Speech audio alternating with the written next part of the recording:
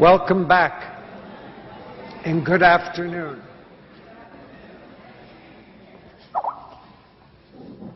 It certainly seemed to me that there were numerous very engaged conversations going on over lunch.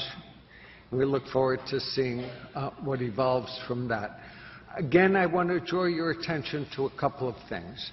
New Wave Videography is here, and they're recording personal stories. Anyone who would like to share a story for recording of racism, personal or family or perspectives on issues, also stories of experiencing adversity and overcoming. We would very much welcome that. And it is just across from where the food was served and where the registration is. Secondly, there's an art display where you're invited to make some notes on what Freddie Gray's death means and has meant for you and what you see needs to be done going forward. So please, at any point, feel free to step out and to do any of those. I'd like to turn the podium over to Dean Mariel Hardiman, who is the Dean of the School of Education here at Johns Hopkins, who will be facilitating the next panel.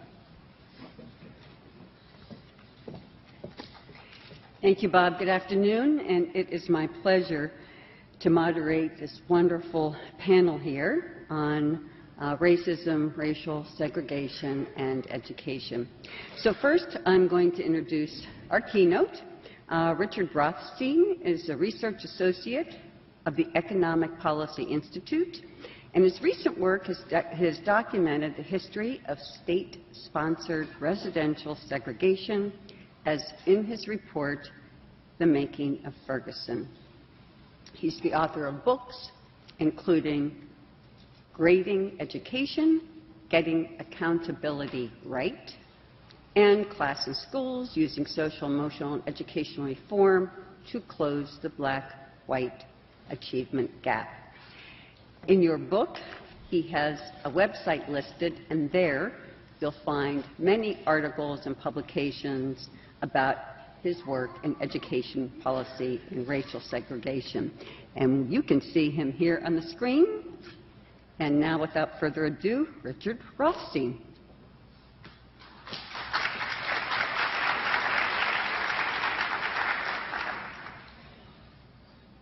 Thank you very much. I appreciate this invitation and also your accommodation in allowing me to do this by video conference, although I'd love to visit you in person. It's a long way, so thank you. We have, for the last 30 years or so, had a national education policy that asserts that children who come to school with severe social and economic disadvantages, children who come from ghetto areas, minority children, children with low incomes, other social and economic problems, that those children can achieve at the same level that middle-class children can if only their teachers have high expectations and we hold their schools accountable for their success. It's a theory that underlies our public policy and has absolutely no support in research. It defies logic and common sense. For example, we're all are familiar, I know, with the water crisis in Flint that has been publicized in the last few months and took place over the last few years. That crisis poisoned many, many Flint children. Children who suffer from lead poisoning, even at moderate levels, are known to have a loss of IQ of roughly 5 points. Now, it defies logic and common sense to say that children who, on average, have IQ levels 5 points below typical children can achieve at the same average level that typical children can achieve if only that teachers have high expectations. Of course, good teachers can get higher achievement from disadvantaged children, children who suffer these kinds of assaults, than mediocre teachers can, but no teacher can get the same average achievement from children who suffer these disadvantages as they can from children who come to school fully prepared to take advantage of what schools have to offer. And there are many, many of these social and economic disadvantages that determine average achievement of children. This is not to say that there aren't always some children with lead poisoning, for example, who achieve higher levels than typical children without lead poisoning. But on average, children who come to school with this kind of assault are going to achieve at lower levels than average children who come without these assaults. And there are many, many of these kinds of disadvantages. If children come from homes where parents are less well educated, they won't be read to as frequently in the preschool stage, won't hear the kind of sophisticated vocabulary that low-class children hear. And on average, their achievement is going to be lower. And again, I won't keep on repeating this, but good teachers can get higher achievements from such children than poor teachers can, but they can't get the same average achievement from those children as can from low-class children. Disadvantaged children have less access to routine and preventive health care, and so they're absent more often. For example, living in a polluted community, they're more likely to have asthma. If they come to school, they're more likely to be drowsy and inattentive because they've been up at night freezing. More frequently, they're absent from school.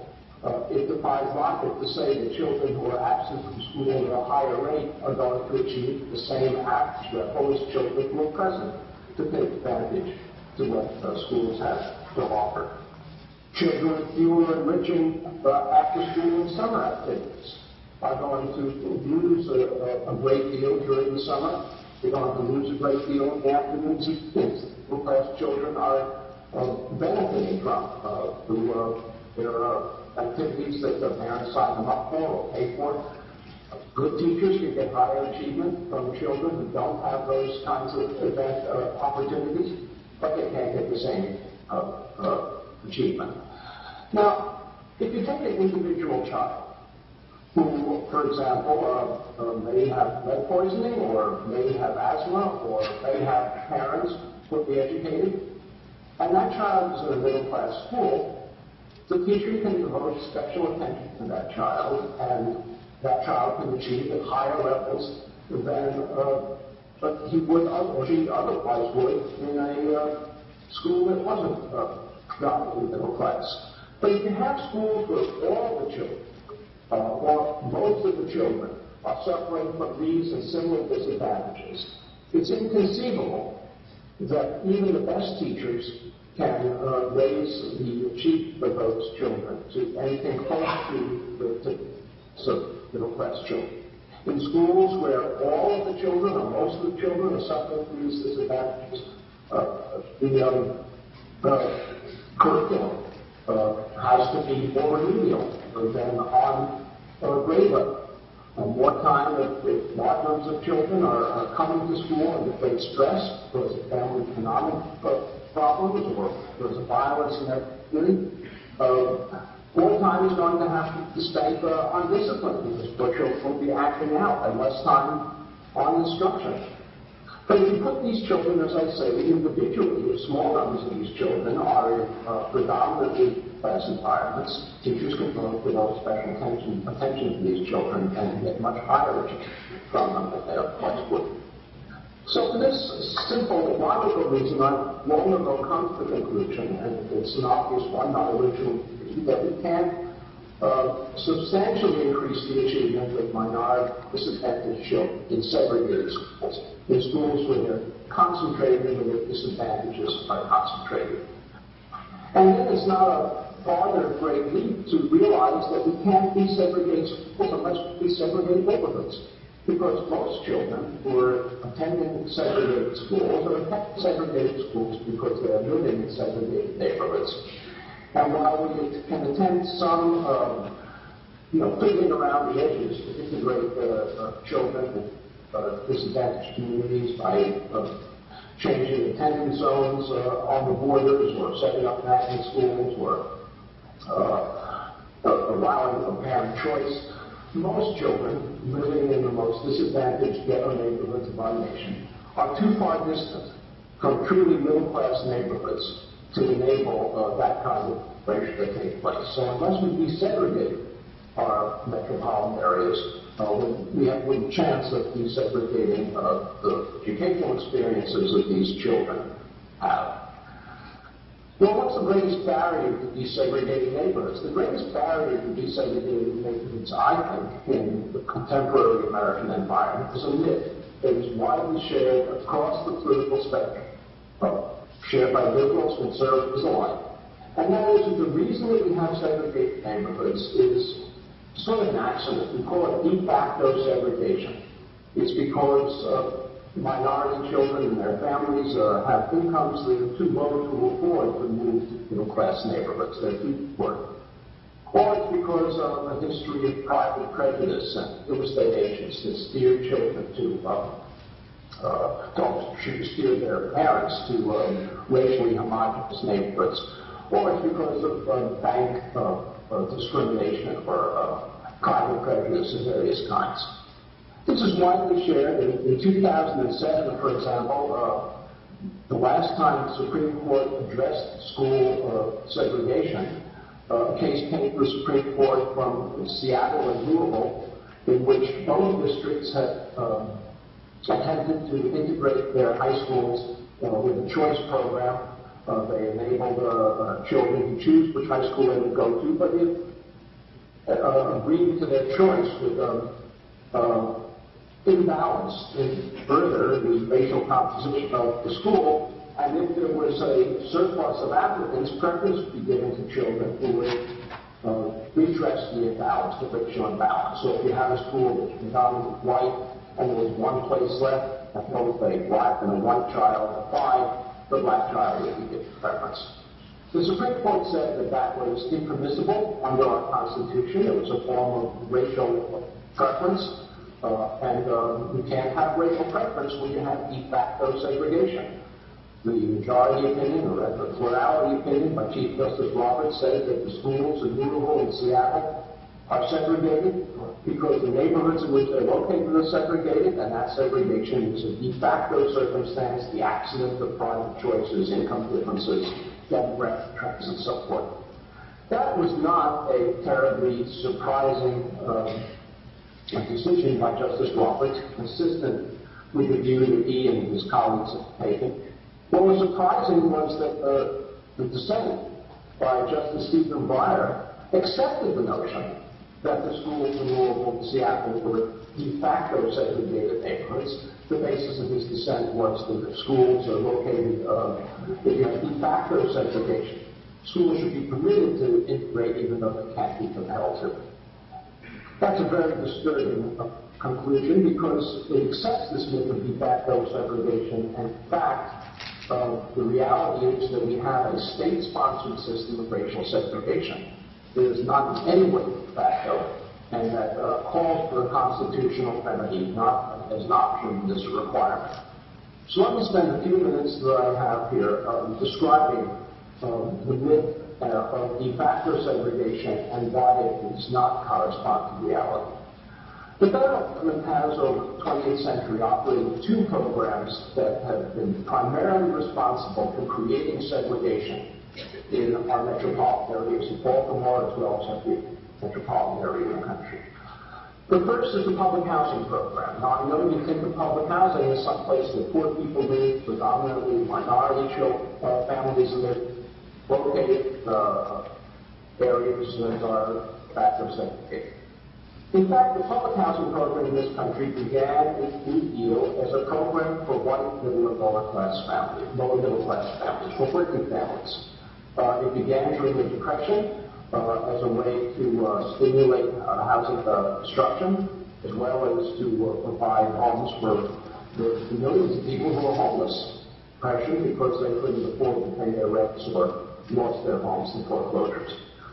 It was primarily designed for white, middle, and lower-class families, as I suggested, and the Public Works Administration adopted a policy which it called the racial composition, which meant that public housing would be placed in neighborhoods and restricted to applicants of the race in which, of the neighborhoods in which it was placed. And the intention was to place these projects primarily in white neighborhoods. Harold Ickes, who was the director of the Interior Department at that time, you may be familiar with that name because he's the father of a prominent political consultant today, but he was the Secretary of the Interior, and he established this rule. But in fact, what they did, Interior Department did, the Public Works Administration did, was create segregation where it hadn't existed before. So, for example, in St. Louis, which I did a lot about after this Hill Ferguson, in St. Louis, the Public Works Administration and the City of St. Louis agreed to demolish an integrated neighborhood downtown St. Louis. At that time, by the way, in many metropolitan areas of this country, including Baltimore, there were many integrated neighborhoods in downtown areas, primarily because workers had to be able to walk to work, to the factories in which they worked. And so you had neighborhoods with Irish immigrants, Italian immigrants, Jewish immigrants, rural migrants from white rural areas, and African Americans, all living in the same neighborhood and walking to work. I remember reading an autobiography of Langston Hughes, which he described growing up in Cleveland. He dated a Jewish girl to take the prom. His best friend was Italian. Well, the federal government came into that neighborhood in Cleveland and established segregated public housing projects, one for whites, one for blacks, creating segregation where none had existed before. In St. Louis, as I said, they raised an integrated neighborhood and eventually created two public housing projects, one for African Americans only in an integrated neighborhood, another for whites on the south. World War II advanced the public housing program began by the federal government and primarily directed, exclusively directed at mill workers and defense plants around the country. And here again, this federal program created segregation where it never existed before.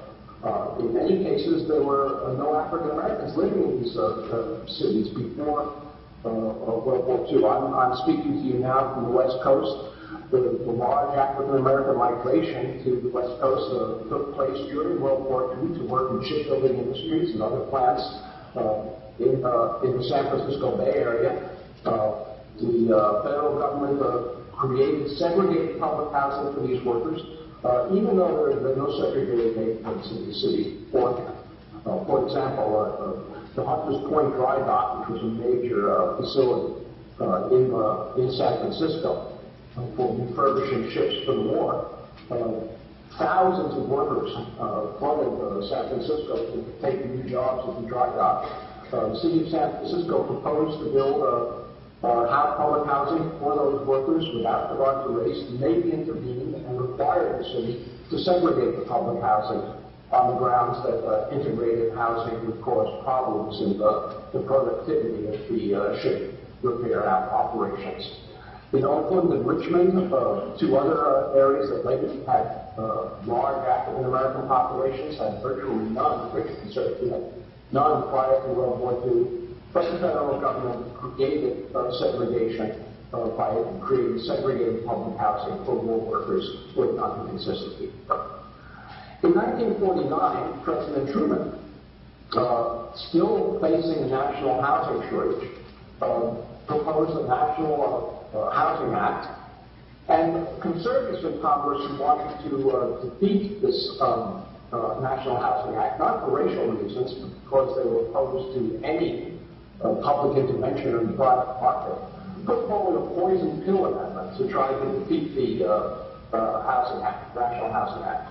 A poison pill amendment is an amendment that opponents of the bill put forward to legislation in the hopes that if the amendment is passed, it will make the entire bill unpalatable to the majority. So conservatives put forward an amendment requiring that from now on, public housing had to be integrated. It could no longer be segregated. Public housing authorities could no longer discriminate on the basis of race. And liberals in Congress led by Senator Hubert Humphrey, whose name you may recall with the little builder many college students today. Led by Hubert Humphrey, campaigned against the Integration Amendment. The Integration Amendment was defeated, and the 1949 Housing Act was adopted as a segregated program. So throughout the country, projects were built on a segregated basis. The most famous, perhaps, is Pruitt-Igoe Towers, again in St. Louis, originally built as two separate projects. Pruitt for African Americans, Igoe for whites. But as the 1950s developed, that project, the project for whites, the Igoe project for whites, developed a large number of vacancies.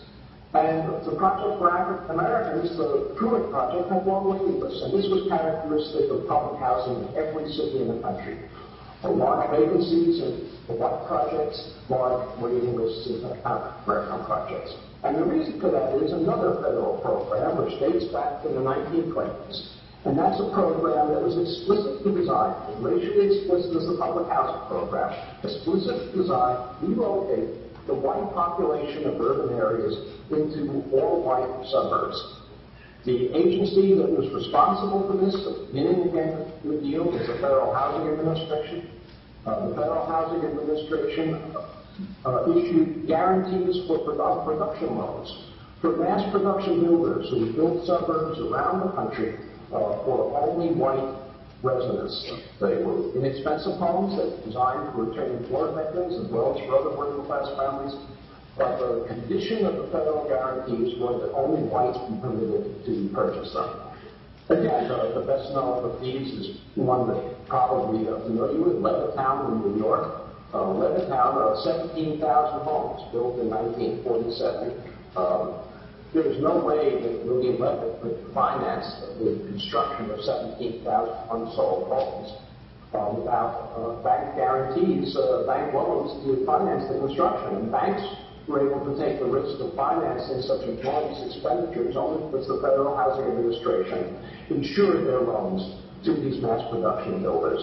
And the condition of the Federal Housing Administration insurance of these loans in Levittown and in suburbs, every metropolitan area in this country, was that the homes would only be sold to whites, that no African Americans be permitted to purchase them. And in fact, the Federal Housing Administration even required, in the case of Levittown and in many, many other of these subdivisions, required that the deeds of every home in the subdivision have a provision prohibiting the resale of the home to African Americans. And this was enforced throughout the country, in every metropolitan area in the country. Now, there were many, many other federal and state and local programs that were responsible for racially explicitly segregating this country. We do not have a de facto system.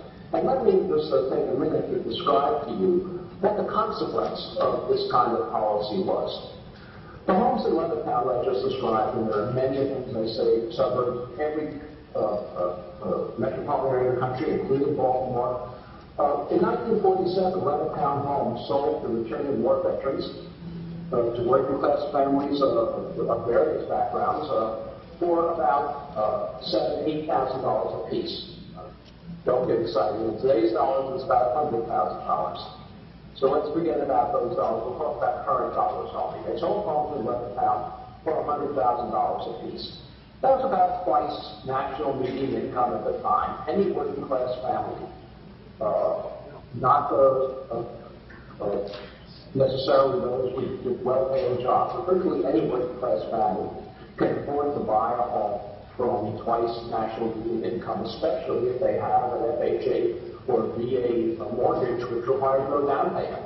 In fact, in Levittown, and again, I'm using this as representative of suburbs around the country, in Levittown, families could buy these homes and move into them and pay less on monthly mortgage charges, mortgage carrying charges, and they paid in rent for the public houses that they were leaving.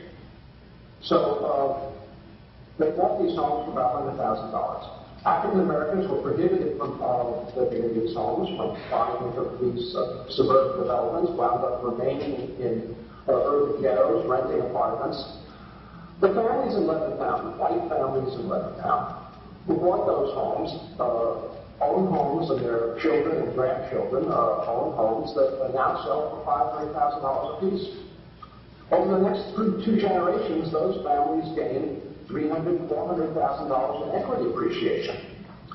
African Americans who were prohibited from suburbanizing, prohibited, not because they had low incomes. They had the same incomes at that time as workers who were buying into the white workers who were buying into these subdivisions. African Americans gained none of that equity appreciation. As a result, today, African American incomes are about 60% of white incomes on average. African American wealth is about 5% of white wealth on average, and that difference between 5% wealth and 60% income ratio with whites is almost entirely attributable to racially explicit policies of segregation implemented by the federal government in the 20th century. Now, I don't have time to describe many other policies that the federal, state, and local governments pursued to implement segregation. In Baltimore, for example, when it initially adopted in the early 20th century an ordinance prohibiting African Americans from buying into blocks that were majority white, when that was struck down by the Supreme Court, the mayor of Baltimore set up a committee on segregation to accomplish by other means what it could not do by ordinance. And that committee on segregation was charged with organizing neighborhood associations to circulate legal agreements in which each homeowner in the neighborhood could hold other homeowners legally accountable for not selling to African Americans. The Baltimore Committee on Segregation also coordinated efforts of the health and housing departments to make sure that if an African American did buy a home in a white neighborhood, the building and health inspectors would find the home unfit for habitation and force the African American to sell the home. Many policies of this kind. We do not have a de facto segregation system in this country. We have a de jure segregation system in this country. A system of metropolitan segregation that is nationwide, every metropolitan area, and created primarily by public policy, racially conscious and racially explicit. This is not to say that there wasn't private prejudice. Of course there was, and as you are very much aware, still is. But without federal policy, that private prejudice would not have had the opportunity to express itself that it had throughout the 20th century to create the ghettos that we see today, with the ongoing effects, as in the wealth effect that I just described, that assures the preservation of those ghettos. It seems to me that if we care about desegregating schools, which I hope you do for the reasons I've described, and if we understand that that requires the desegregation of neighborhoods, we will begin to study more carefully the constitutional obligation we have to desegregate neighborhoods because of the history that I just described. It's not just good policy, it is a good policy, but it's also constitutionally required. And yet we have preserved this myth. It's very widespread, as I said. It's across the political spectrum. And we're doing nothing to educate the next generation so they can do a better job of remedying this than we have. I've recently examined the most commonly used American history textbooks in high schools across the country. The most commonly used textbook, I won't go through too many of them, but the most commonly used textbook is something called The Americans. It's 1,200 pages. The students carry this thing around. In those 1,200 pages of American history, there is one paragraph devoted to what is called segregation report. And within that one paragraph is one sentence devoted to housing segregation, and the sentence reads as follows. In the North, African Americans found themselves in segregated neighborhoods. That's it. That's all we have to teach our young people. That's all we're teaching our young people about this history of de jure segregation that I've described. And unless we do a better job, as I've said, educating not just young people, but the general public and policymakers about the constitutional obligation to desegregate, I see little hope that we will succeed in creating the steps, neighborhood desegregation and then school desegregation, that will enable African American children to rise to a higher level than they presently can achieve. The federal government presently has two major programs in the housing field. I'm sure you'll hear about them probably in the course of this conference. I won't go into a great deal of detail about them, but one is the Section 8 housing voucher program, about which you've heard, I'm sure, that offers a subsidy to families to enable them to rent in neighborhoods that otherwise couldn't afford, homes that otherwise couldn't afford. And the other is the low-income housing tax credit program. Our Treasury gives tax credits to builders to build low and moderate income housing. Both of those programs today reinforce segregation. They build on the history of the juror segregation to reinforce it. And the way they do that is they primarily locate projects with the tax credit in already segregated neighborhoods, and they primarily offer vouchers to families to use in homes in already segregated neighborhoods. Baltimore actually has a small program, the Baltimore Mobility Program, that was established as a result of the port settlement. It does a wonderful job of enabling some low-income families, primarily African-American families, to relocate into high-opportunity neighborhoods. But they're a small minority. Most of the recipients of federal housing benefits are resegregated as a result of these benefits. So I urge you to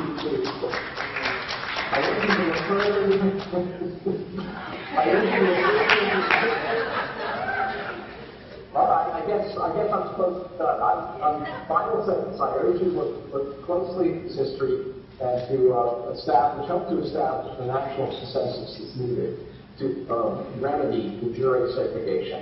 There's a slide that I hope is being put up now that will give you my website and my email address. I'm happy to answer any questions that you have or correspond with any of you about the information I've given, provide you with documentation and sources, citations to support it. And again, I thank you for this opportunity to present to you today.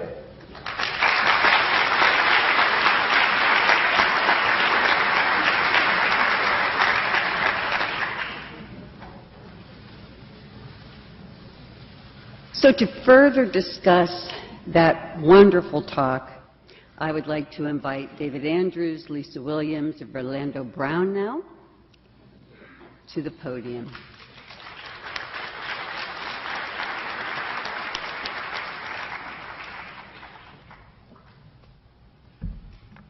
Well, I know you have their bios, but I'd like to highlight, just for each discussant, a few important things about their past.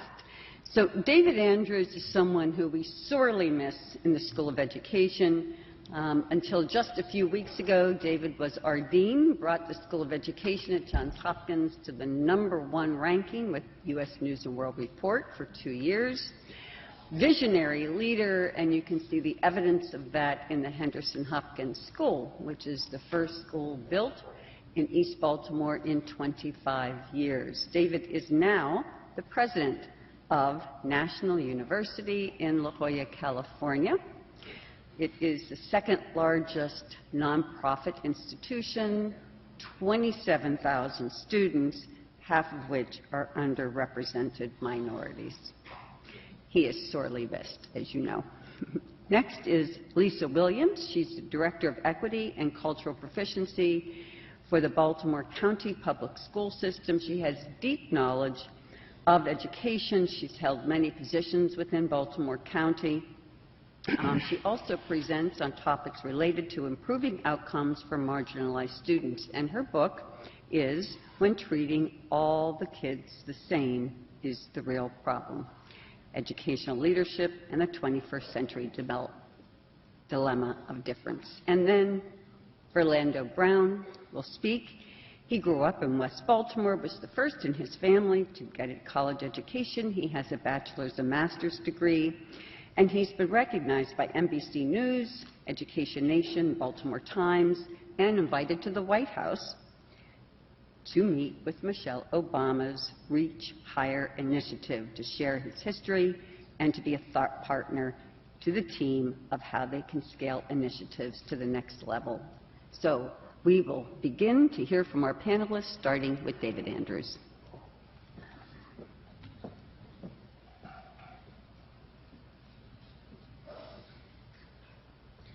Thank you. It's a pleasure to be here.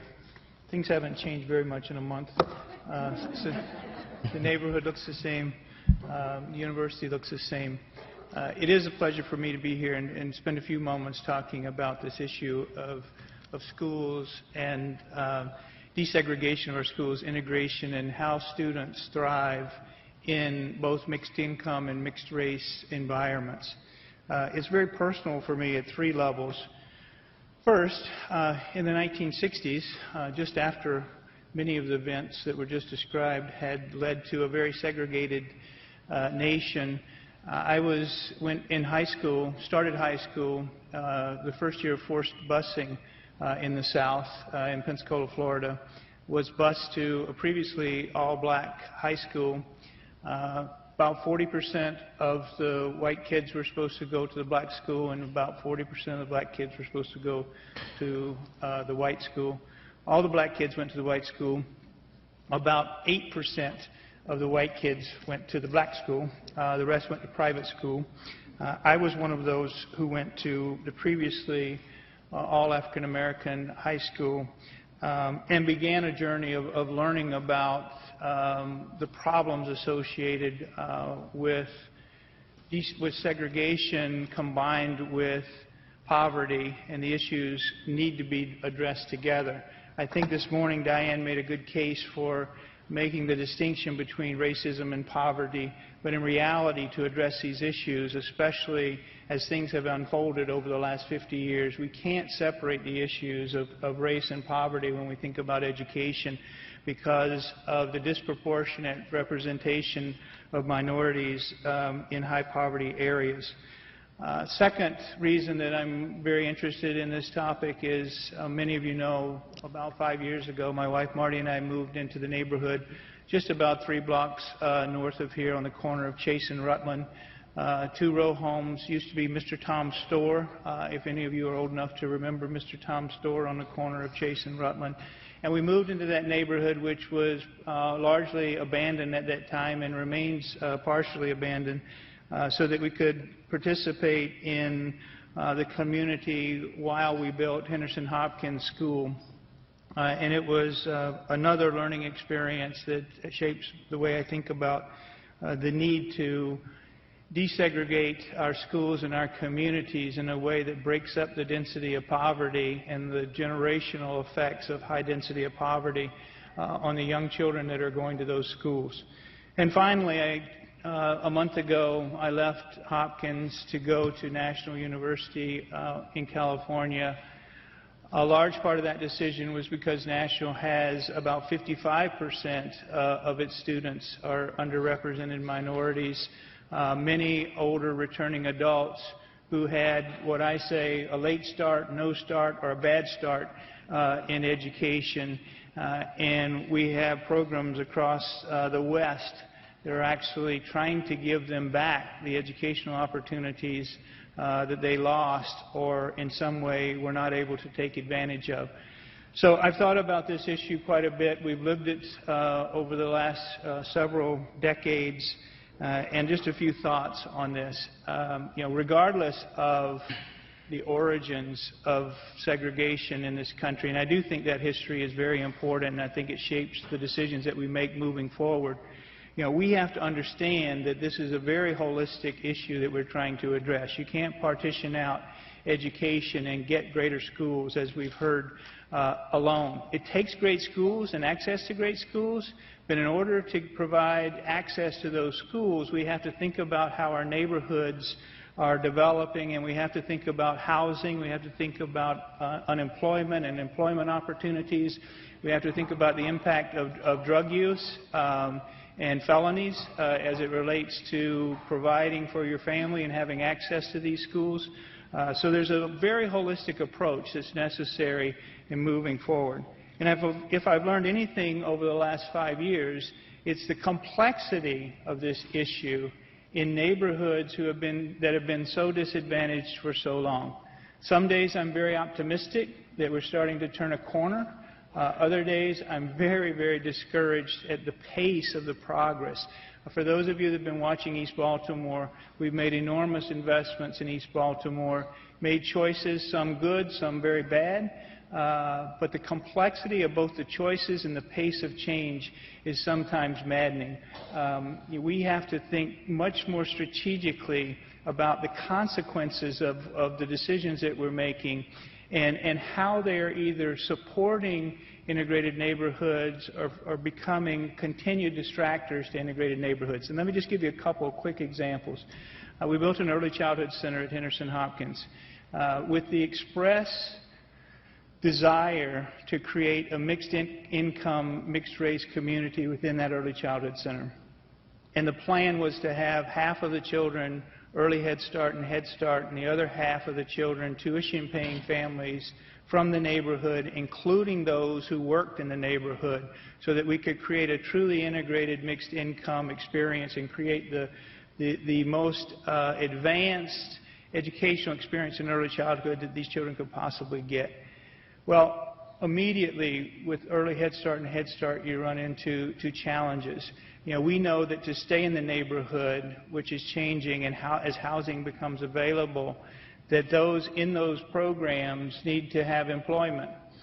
So we work hard to think about how do we get the income-eligible families within early Head Start and Head Start employable. And we get them jobs. And then we think about housing because we want them to live close to where they're both working and going to school. But it turns out if you get too good of a job, you're not qualified anymore for early Head Start and Head Start. So you can't take advantage of this early childhood education because you're making too much money and you get disqualified. So we think, well, maybe we move them over to the tuition-paying side because now they have some money. But the tuition that's necessary to run the quality that we're providing is about $20,000 a year for an infant and toddler, about $16,000 a year for a preschooler.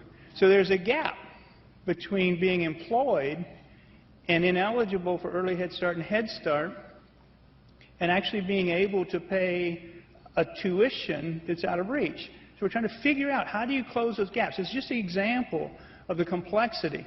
So tuition-paying families and early Head Start and Head Start paying families, this effort to get that going is not an easy thing to do, and there are barriers after barriers in getting it done. And what it takes to get it done is policy-related decisions at a high level up here and grassroots level activity at a lower level to make sure that we are thinking carefully about the consequences of all the decisions we're making as we rebuild neighborhoods. And I've learned that it's not easy. Creating mixed income opportunities, even if you have the best purpose, the best intentions in mind, are very, very difficult. And if we don't do this early, the earlier we're able to create mixed income opportunities, the better the outcomes are going to be. If we wait and create mixed income opportunities in schools, in elementary school or in middle school or even in high school, the challenge just gets more and more complicated. So thinking about it in the early grades is the approach that we've taken. Thinking holistically, getting the smartest and most engaged people together in mixed income neighborhoods where from the ground up we can come up with solutions is going to be the key to the future. So thank you very much for listening.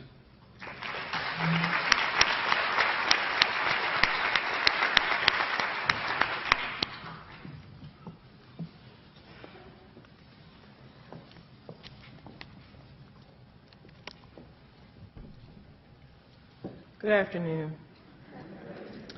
I'm going to start by thanking Johns Hopkins for having me here today, because after I get done, you may not have me back. And I'm glad that I had the opportunity to hear all of the speakers who preceded, because I think that I absolutely would not have started in this place, but I feel compelled in this moment because framework is critically important. You need to be able to locate the place that I'm speaking from as I offer my comments. And I take exception to the notion that the challenges that we're having with educating all our students is simply an issue of residential segregation. There is nothing that is an elixir in and of itself that happens when black children and white children sit next to each other if some other things are not happening at the same time.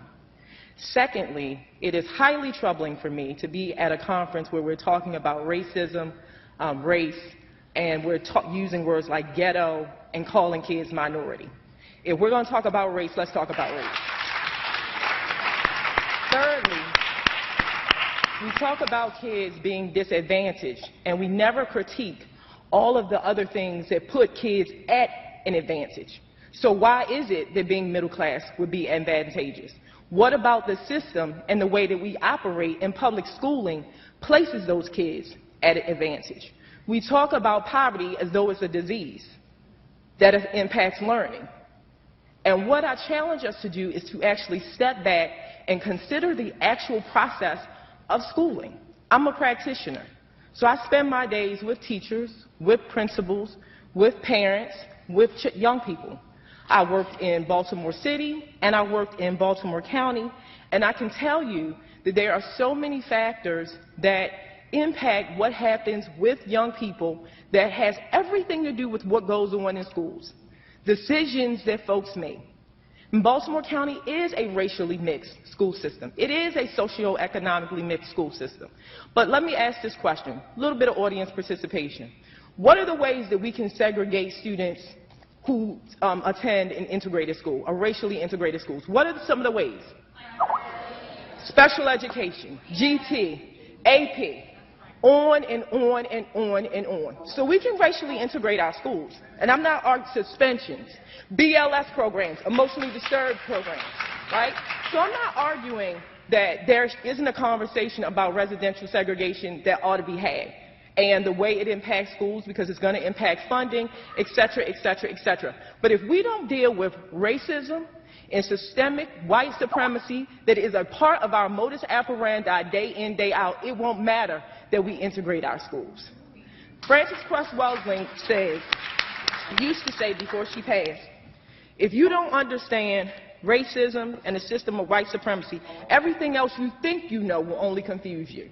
And the way that that plays out in schooling is very, very clear. If you think about the origins of our schools historically, they were founded on classism, sexism, racism, and ableism. What's the evidence that all of those isms are still playing out? Look at the data. And I did not bring slides to show you nationally these very consistent trends that show that certain students are going to be winners and certain students are going to be losers just because of the way that they show up is pronounced across school districts across this country. In Baltimore County, we don't have an achievement gap in graduation rate between black students and white students. And there was no deseg ordinance that happened that you guys missed. Meaning we have some hyper-segregated schools, and we have some integrated schools, we have some highly affluent schools, and we have some struggling schools. But what we're actually doing is the hard work of dealing with systemic inequity. We're having those hard conversations where the superintendent, the school board, teachers, principals, we're stepping back and critiquing our policies, practices, and procedures because they were not created to serve the students who attend our schools today. That's just the reality. There are no villains and there are no heroes. There are only people who need to do work on behalf of all children.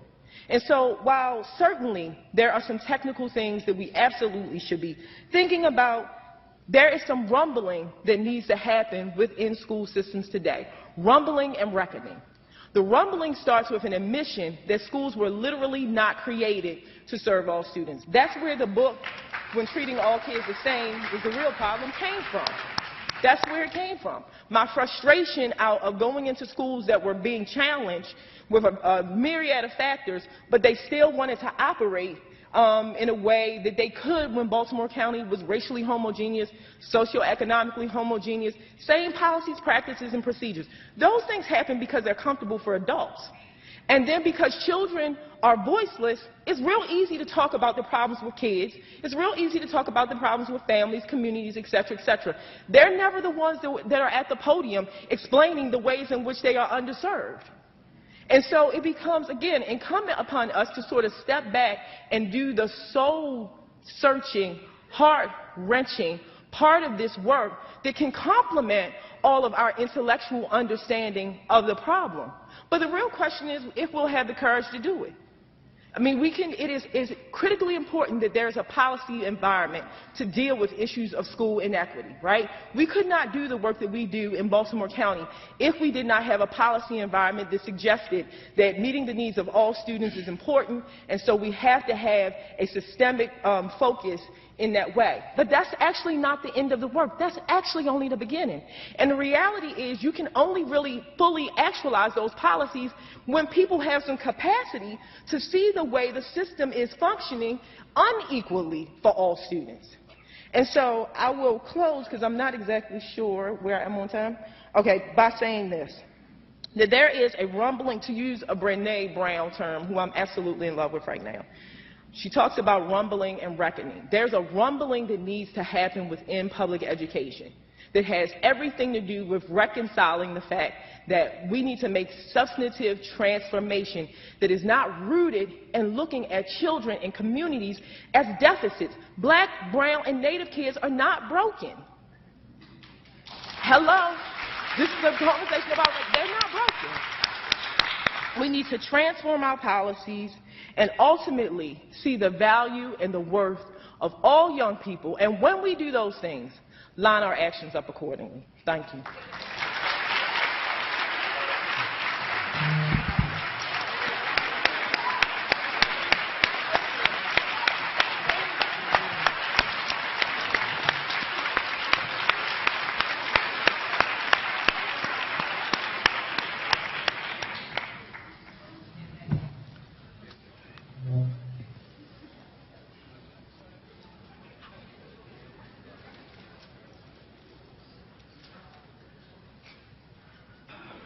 Hello, everyone. My name is Orlando Brown, and mainly I just wanted to say that I'm very honored to be here, and I'm really passionate about education. As a person that's a product of Baltimore City Public Schools, growing up in West Baltimore, I was raised by a single mom in an environment that was filled with drugs, killings. I remember countless, almost every day I would hear gunshots outside of my home, and I would see people selling drugs on the corner. But through those obstacles, my mother believed that education was the way to get out of poverty, and because of her love, her influence, her push, I managed to stay focused on my education and not get caught up in the street life, even though there was many temptations.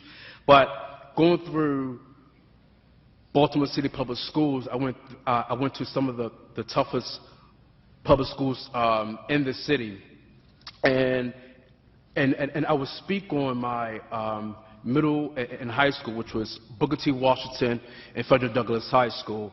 And both of those schools, many kids were dropping out. There were high teenage pregnancy. There were fights almost every day. Kids were not motivated. Most of them were not motivated to learn the school material. And I also remember that there were days where we didn't have heat in the classrooms, and we had to bring our coats to the class, and it was like very difficult for us to stay focused in the school, in the classroom, and as I remember going through those challenges, in my middle school and high school, well, especially in my high school, I've encountered my guidance counselor, who was who was mainly my first point of contact of encouraging me about going to college. And because of her, and she said, Orlando, I see so much potential and greatness in you, and I know you're going to succeed. And that for me, just to hear a school administrator in a failing school system to provide that encouragement and support about me going to college, that was so empowering. And because of my guidance counselor, I decided to apply to college. And I went to Towson University and became the first in my family to go to college, which was a big deal. And when I